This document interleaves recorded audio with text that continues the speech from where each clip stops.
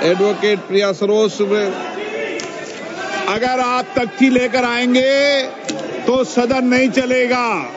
मैं कह रहा हूं आप तख्ती या तो नीचे रख दें, नहीं तो सदन नहीं चलेगा। आप तख्ती नीचे रख दें, तख्ती नीचे रख दें। आप अखिलेश जी, आप इनको तख्ती नीचे लगा दें।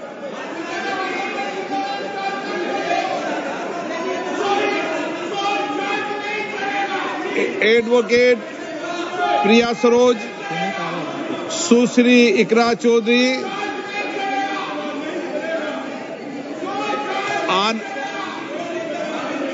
आनंद भदौरिया, सौगत राय जी, ओडी कोनल सुरेश।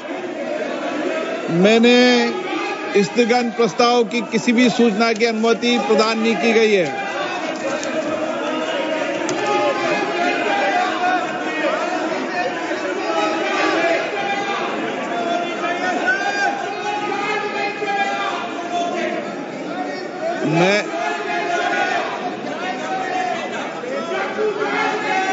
बैठिए, आप सदन नहीं चलाना चाहते। बिल लेकर के आ रही है। भारतीय जनता पार्टी का इतिहास जिस तरह के फैसले लिए अगर हम देखें, उससे कहीं न कहीं जो परिणाम भारतीय जनता पार्टी चाहती थी वो नहीं आए। भारतीय जनता पार्टी का हर फैसला वोट के लिए, अपने लोगों को खुश करने के लिए।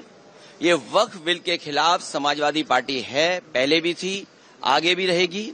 जिस तरह के संशोधन भारतीय जनता पार्टी कर रही है, वो पूरा कंट्रोल अपने पास चाहते हैं। जो एडमिनिस्ट्रेटिव पावर है वो पूरा का पूरा अपने पास रखना चाहते हैं। इस देश ने वो समय भी देखा है कि जिस समय एडमिनिस्ट्रेटिव गलत फैसले की वजह से भारत की जो संस्कृति रही, भाईचारा रहा, उसके खिलाफ खाई पैदा की है। और अगर हम इनका जो फैसले लिए अगर पलट करके देखें, एंग्लो इंडियन बिल जिसमें कि सदस्य एक बनता था, चुन करके आता, वो अपॉइंट होता था, वो बिल ले लिया वापस। वो आरक्षण छीन लिया, आरक्षण एंग्लो इंडियन का छीना। नोटबंदी से रुपया छीना, लेकिन भ्रष्टाचार बढ़ गया, रुपए आज भी निकल रहे हैं। जीएसटी कानून लाए, उधर व्यापारियों का सब कुछ छिन गया। दिन भर वो केवल जीएसटी का चक्कर काट रहे हैं। तो जीएसटी हो, नोटबंदी हो या अन्य फैसले हों, ये छीनने का काम करते हैं, लोगों का कुछ न कुछ छीनने का काम करते हैं। वक्फ के माध्यम से ये कहीं न कहीं संदेश ये देना चाहते हैं कि अपना वोट बैंक ठीक कर लें, क्योंकि नौकरी दी नहीं, रोजगार दिया नहीं, किसान की आय दोगुनी हुई नहीं, तो इनका वोटर भी इनसे नाराज है। देखिए, जिस वोटर को ये तुष्टीकरण कहते थे, हम लोग तुष्टीकरण कर रहे हैं, क्या ये तुष्टीकरण नहीं दे रहे हैं? कर रहे हैं किट बांट करके।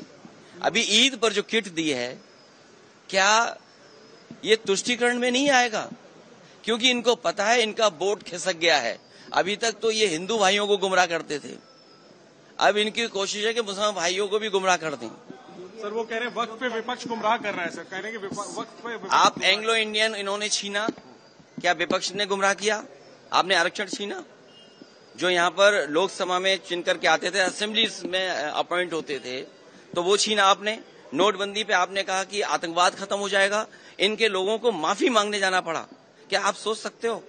फौज के गलत फैसले की वजह से, हालांकि नई बात बनती ये कहने की है, लेकिन फिर भी कह रहे हैं, एक घटना ऐसी हुई जिसमें इनको माफी मांगनी पड़ी फौज के बड़े अधिकारी को जाकर के, जो गलत एनकाउंटर हुआ था। तो इन्हीं की वजह से आतंकवाद बढ़ रहा है। नोटबंदी फैसला लिया, क्या भ्रष्टाचार नहीं बढ़ा?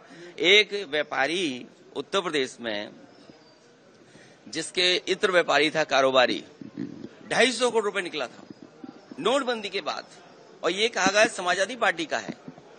जब इनकी बदनामी हुई, इनका फैसला गलत हुआ, इन्होंने अपनी बदनामी छिपाने के लिए समाजवादी पार्टी के जो पूर्व एमएलसी उसके घर पे छापा मारा। तो जीएसटी सरलीकरण कह रहे थे, इसी लोकसभा में आजादी की तरह जश्न मना था जीएसटी का। जीएसटी से क्या व्यापारी संतुष्ट है? जीएसटी से करप्शन बढ़ा, महंगाई बढ़ी और व्यापारी के सामने संकट पैदा हो गया।